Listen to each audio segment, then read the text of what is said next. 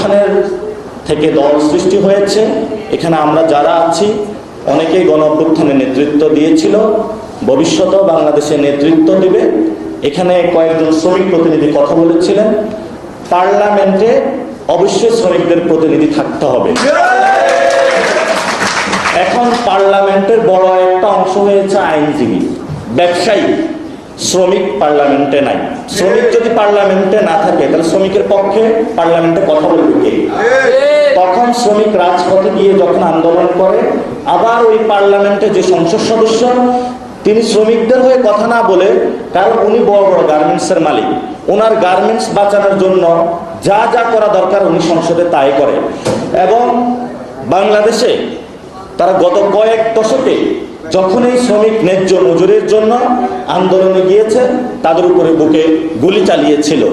এবং গণ অভ্যুত্থানের পরও এই সরকারকেও আমরা দেখেছি শ্রমিকের বুকে গুলি চালিয়েছিল। এই জন্য আমরা বলছি, চেয়ারের যদি পরিবর্তন হয় তাহলে আমাদের শ্রমিক ভাইরা ভালো থাকবে না, আমাদের পুরো ব্যবস্থার বদল করতে হবে। কারণ আগে যারা আওয়ামী লীগ শাসনামল, বিএনপির শাসনামল এবং বর্তমান সরকারে রয়েছে, চেয়ারের অদল বদল হয়েছে কিন্তু ফাইলগুলোর কোনো অদল বদল হয় নাই, শ্রমিকের কোনো মজুরি বাড়ে নাই।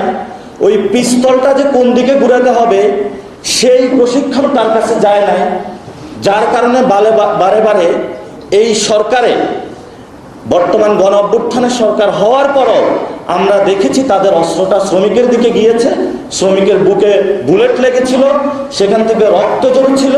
সেই রক্তের উপরে দাঁড়িয়ে সেখানে আমরা দেখেছি আবার নতুন করে সে আবার যে পূর্বের অবস্থা সেটাতে ফেরত যাওয়ার বর্তমানে একটি দল চেষ্টা করছে।